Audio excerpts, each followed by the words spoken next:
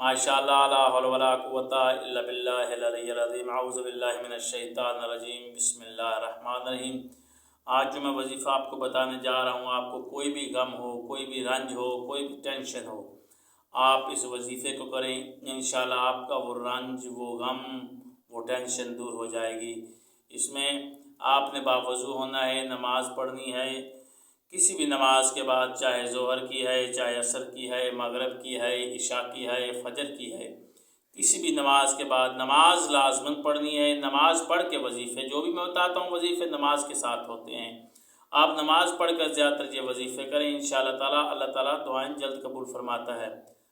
तो आप जब ये वजीफ़ा करेंगे, बावज़ू होकर मस्जिद में या घर में बैठकर नमाज पढ़ें, बावज़ू होकर नमाज पढ़ें। नमाज पढ़ के आपने ये दुआ पढ़नी है जो मैं बताने जा रहा हूँ। इंशाअल्लाह आपका कोई भी गम होगा, कोई भी रंज होगा, कोई भी तकलीफ़ होगी, कोई भी ज़हनी टेंशन होगी, वो आपकी ख़त्म हो जाएगी और आप इंशाअल्लाह उसमें कामयाब होंगे।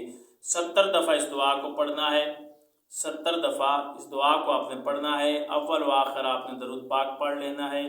फिर पढ़ना है बिस्मिल्लाहिर रहमानिर रहीम। या अल्लाह, या मोहम्मद, या फ़ातिमा, या साहिब ज़मान अदरिकनी व तुहलकनी। ये आपने दुआ पढ़नी है। बिस्मिल्लाहिर रहमानिर रहीम। या अल्लाह, या मोहम्मद, या फ़ातिमा, या साहिब ज़मान अदरिकनी वला तुहलकनी। ये आप दुआ पढ़ें, इंशाअल्लाह ताला आपकी जो भी रंज होगा, जो भी गम होगा, जो भी परेशानी होगी, जो भी टेंशन होगी, वो दूर हो जाएगी। अल्लाह ताला आपका और हमारा हामी नासिर हो। खुदा हाफिज़।